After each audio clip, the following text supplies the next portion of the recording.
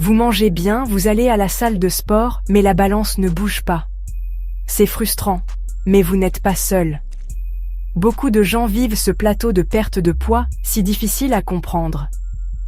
Pour comprendre pourquoi cela se produit, il faut regarder au-delà du simple calcul des calories.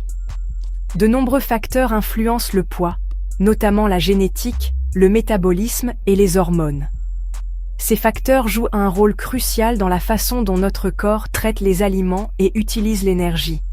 Cette vidéo explore ces complexités, expliquant pourquoi la perte de poids peut être difficile. Nous allons explorer la science derrière ces facteurs et fournir des conseils pratiques pour vous aider à naviguer efficacement dans votre parcours de gestion du poids. N'oubliez pas qu'il s'agit de comprendre votre corps et d'adopter une approche holistique de la santé et du bien-être. La gestion du poids est souvent simplifiée à calories consommées, calories dépensées. Bien que l'équilibre calorique soit essentiel, ce n'est qu'une pièce du puzzle. Notre corps est un système complexe, et des facteurs au-delà de l'apport calorique influencent la façon dont nous prenons, perdons ou maintenons notre poids. La génétique, par exemple, peut prédisposer les individus à différents taux métaboliques et compositions corporelles. De même, les déséquilibres hormonaux peuvent avoir un impact sur l'appétit, le stockage des graisses et la dépense énergétique globale. Nos gènes, hérités de nos parents, jouent un rôle important dans la détermination de nos caractéristiques physiques, y compris notre prédisposition à prendre du poids ou la difficulté à en perdre. La recherche indique que les variations génétiques peuvent influencer la régulation de l'appétit, le métabolisme et le stockage des graisses. Par exemple, certaines variantes de gènes peuvent rendre les individus plus susceptibles d'avoir faim ou de stocker les graisses plus efficacement. Bien que nous ne puissions pas changer notre patrimoine génétique, comprendre son influence sur notre poids peut fournir des informations précieuses et guider des approches personnalisées de la gestion du poids.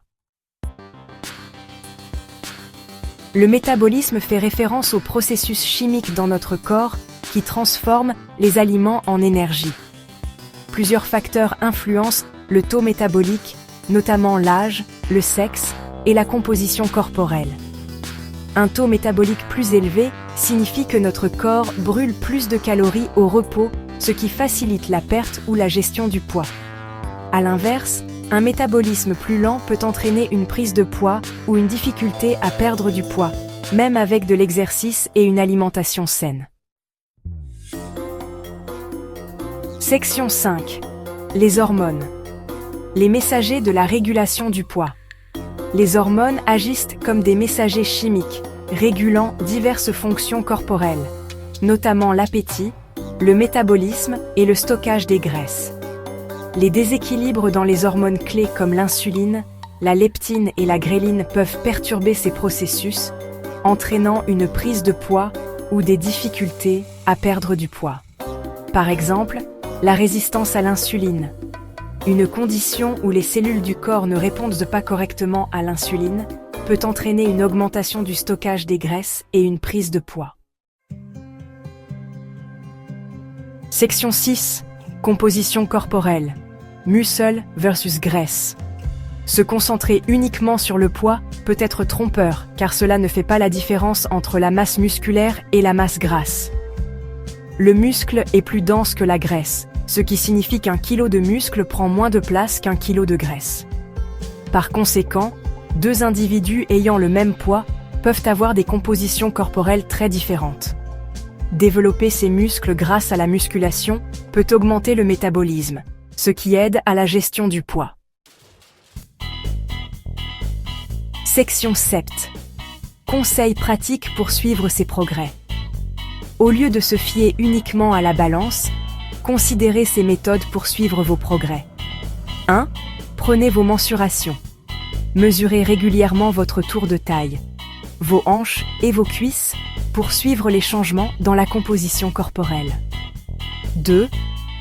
Surveillez le pourcentage de graisse corporelle. Utilisez des outils comme des compas ou une analyse d'impédance bioélectrique pour estimer le pourcentage de graisse corporelle. 3.